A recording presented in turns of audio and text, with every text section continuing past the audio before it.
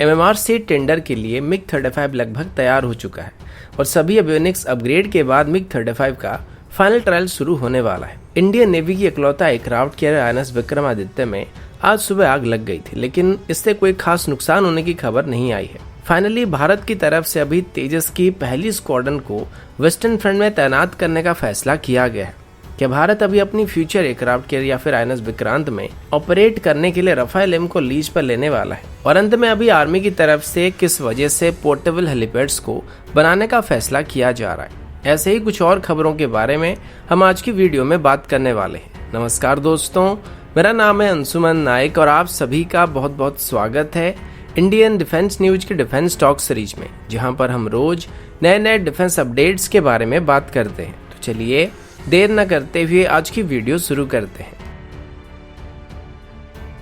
आज की पहली अपडेट मिग 35 को लेकर रशियन मीडिया की रिपोर्ट के मुताबिक मिग 35 एयरक्राफ्ट की सभी ट्रायल अभी लगभग कंप्लीट होने वाले हैं। मिग 35 की बात करें तो यह रशियन ओरिजिन मिग 29 का एक नेक्स्ट जनरेशन वेरिएंट है और इसको एक 4++ जनरेशन का एयरक्राफ्ट कहा जाता है और यह भी इंडियन एयरफोर्स के MMR से टेंडर में भी पार्टिसिपेट कर रहा है। लेकिन शुरू में जब MMR से टेंडर को फ्लोट किया गया था उस दौरान ये अपने सभी कॉम्पिटिटर्स के मुकाबले काफी पीछे पड़ने लगा था। अब मिग 35 का जो बेसिक डिजाइन है काफी हद तक मिग 29 की लेटेस्ट वेरिएंट के साथ सिमिलर है और इसकी जो एरोडायनामिक स्ट्रक्चर या इसकी परफॉर्मेंस है उसमें कोई शक नहीं है। लेकिन टेक्नोलॉजी के हिसाब से देखा जाए तो सभी वेस्टर्न फाइटर या फिर European origin fighter Russian aircraft के मुकाबले काफी एडवांस होते हैं, जो कि MMR से टेंडर में मिग 35 के पीछे पड़ने के सबसे मेजर कारण थे। पर अभी रशिया की तरफ से मिग 35 के एवियोनिक्स के ऊपर काफी काम किया जा रहा था और इसमें अभी ऑटो टेक ऑफ और ऑटो लैंडिंग जैसे सिस्टम को भी ऐड किया गया था। इसके अलावा इसमें और भी कई सारे एवियोनिक्स अपग्रेड किए गए हैं।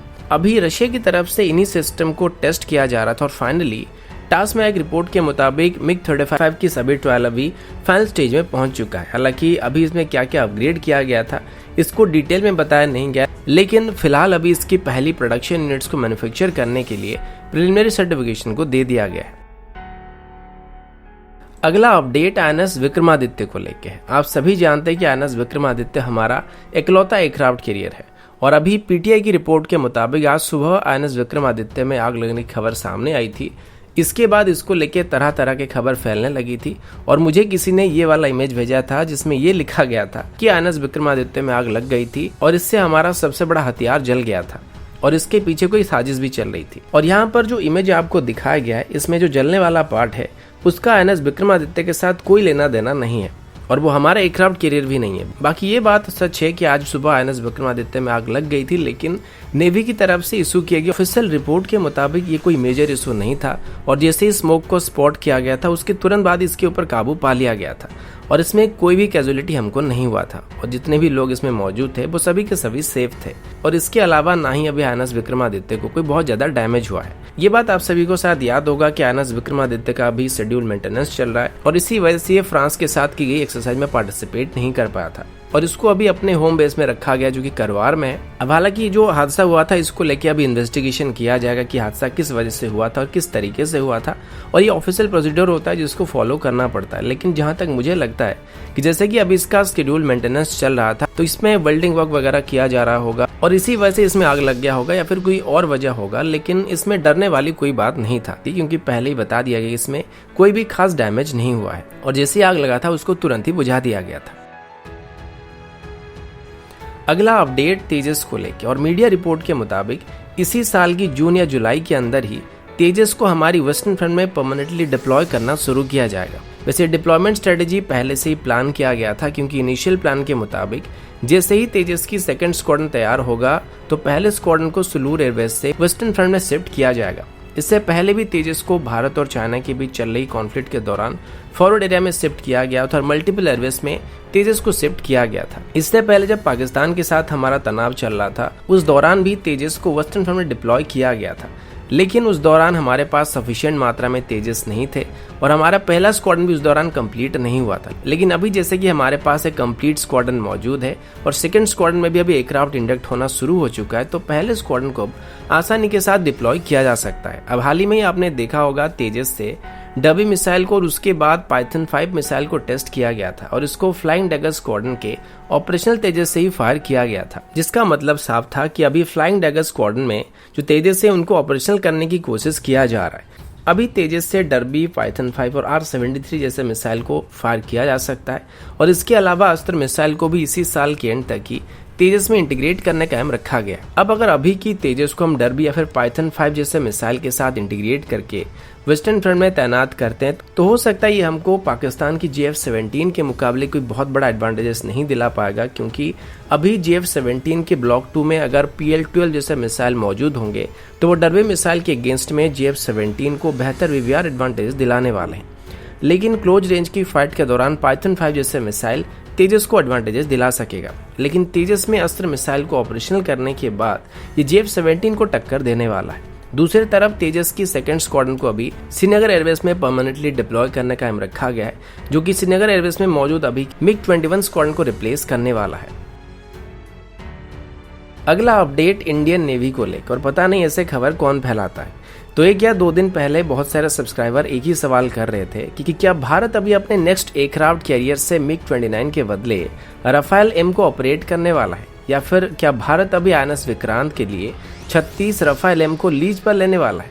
तो इसी पर अभी इंडियन नेवी की तरफ से क्लैरिफाई करते हुए बताया गया कि ऐसा कोई भी प्लान नहीं है और नेवी की तरफ से अभी किसी भी फाइटर एयरक्राफ्ट को लीज पर लेने का कोई प्लान नहीं बनाया गया है। और जैसे कि हमारा इनिशियल प्लान था, अभी INS विक्रांत से हमारे एग्जिस्टिंग MiG-29 को इस्तेमाल किया जाएगा और उसके बाद हम अपनी twin engine deck based fighter पर शिफ्ट होने वाले हैं, जो कि 2032 तक नेवी में इंडक्ट करना शुरू किया जाएगा। अब मेरे हिसाब से ऐसे खबर शायद हमारी डिफेंस प्रोक्योरमेंट पॉलिसी के अंदर किए गए बदलाव की वजह से सामने आ रहे हैं और शायद बहुत सारे लोग जो हैं वो डिफेंस प्रोक्योरमेंट पॉलिसी के अंदर ऐड किए गए नए लीजिंग क्लॉज को सही से समझ नहीं पा रहे और वो ऐसे खबर फैला रहे हैं, क्योंकि उनको लगता है कि अभी हम किसी भी एयरक्राफ्ट को लीज पर ले सकते हैं। क्योंकि हाल ही में आपने देखा होगा नेवी की तरफ से यूनाइटेड स्टेट्स से MQ-9 जैसे ड्रोन को लीज पर लिया गया है। नेवल यूटिलिटी हेलीकॉप्टर को भी लीज पर लेने के लिए टेंडर को फ्लोट किया गया और हाल ही में ही हमारे एयरफोर्स की चीफ जब फ्रांस की गश्त पर गए हुए थे, उस दौरान भी एरियल टैंकर को लीज पर लेने के लिए बातचीत किया जा रहा था। लेकिन लीज पर लिए जाने वाले एयरक्राफ्ट या हेलीकॉप्टर वो एयरक्राफ्ट होने वाले हैं या फिर वो हेलीकॉप्टर होने वाले हैं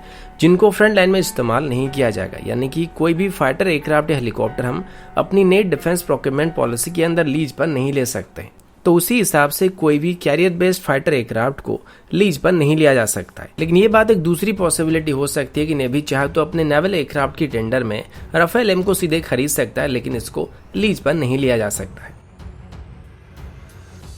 अगला अपडेट ऑर्डिनेंस फैक्ट्री बोर्ड को लेके है। TNN के रिपोर्ट के मुताबिक ऑर्डिनेंस फैक्ट्री बोर्ड की तरफ से अभी हाल ही में यूनाइटेड स्टेट को 5.56 mm की लगभग 11 मिलियन राउंड को एक्सपोर्ट किया गया है। आप सबको इसके बारे में मैंने पहले भी बता दिया था कि यूनाइटेड स्टेट की तरफ से अभी ऑर्डिनेंस फैक्ट्री बोर्ड से 5.56 mm की एमुनिशन को इंपोर्ट किया जा रहा है और पहले बैच के अंदर बस कुछ ही लिमिटेड नंबर में इनको इंपोर्ट करने के बाद यूएस की तरफ से भी काफी बड़ी मात्रा में इनको इंपोर्ट करने का फैसला किया गया था। अब हालांकि भारत धीरे धीरे 5.56 mm के राइफल से इंसास राइफल को रिप्लेस करने वाला है और अभी हम 7.62 × 39 mm के राउंड के ऊपर शिफ्ट हो रहे हैं, लेकिन यूनाइटेड स्टेट की तरफ से अभी इसका इस्तेमाल किया जाता है। इसके अलावा हम जिन 5.56 mm के एमुनिशन का इस्तेमाल करते हैं और अभी जिन एमुनिशन को यूनाइटेड स्टेट को एक्सपोर्ट किया जा रहा है, इनकी टेक्निकल स्पेसिफिकेशन एक दूसरे से थोड़े अलग होने वाले हैं, क्योंकि वो नेटो स्टैंडर्ड की एमुनिशन है। इनकी कैलिबर सेम होती है, लेकिन इसके अंदर जो गन पाउडर इस्तेमाल किया जाता है उनमें थोड़े चेंजेस किए जाते हैं। इसके अलावा अभी ऑर्डिनेंस फैक्ट्री बोर्ड की तरफ से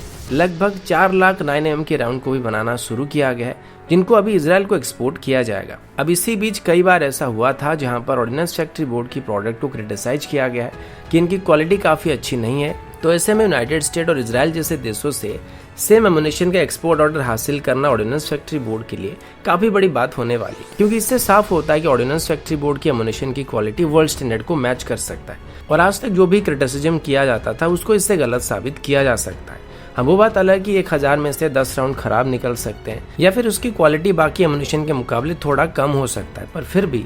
ऑर्डिनेंस फैक्ट्री बोर्ड की तरफ से अभी ये बात साबित किया जा रहा है कि वो वर्ल्ड स्टैंडर्ड के एमुनिशन को मैन्युफैक्चर कर सकते हैं।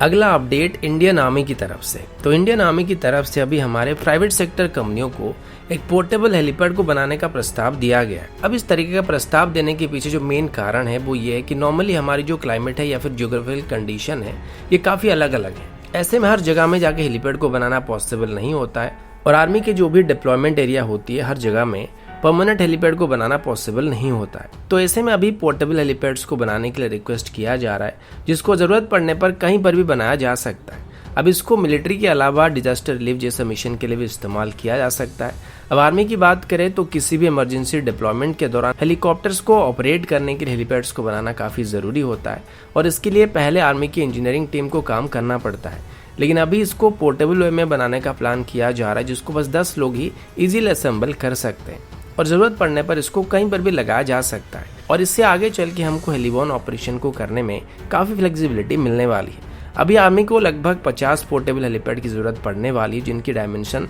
25 मीटर बाय 25 मीटर की होनी चाहिए और आगे चल के लार्जर साइज के हेलीपैड्स को भी खरीदा जा सकता है। अभी किसी भी रिमोट एरिया में जब आर्मी को हेलीपैड बनाना होता है तो उसके लिए हम लोग पहले सैंड बैग का इस्तेमाल करते हैं और उसके साथ मेटल प्लेट का इस्तेमाल करके हेलीपैड को बना देते हैं। लेकिन अभी प्रॉपर हेलीपैड्स को यहाँ पे बनाया जाने वाला है और इनिशियल RFI के मुताबिक ये 25 मीटर बाय 25 मीटर के होने चाहिए और इसको फुली असेंबल करने के लिए बस 90 मिनट का वक्त लगना चाहिए। और सबसे बड़ी बात यह कि इसको फोल्ड करने के बाद इसकी सभी सिस्टम एक ट्रक में आ जाना चाहिए ताकि इसको आसानी से कहीं पर भी ट्रांसपोर्ट किया जा सके और ऐसे सिस्टम आगे चल के मेनली हमारे बॉर्डर की फॉरवर्ड पोजीशन में काफी काम आने वाले हैं। तो दोस्तों अभी के लिए इतना ही, मिलता हूँ आपसे अगले वीडियो में, तब तक के लिए जय हिंद, वंदे मातरम।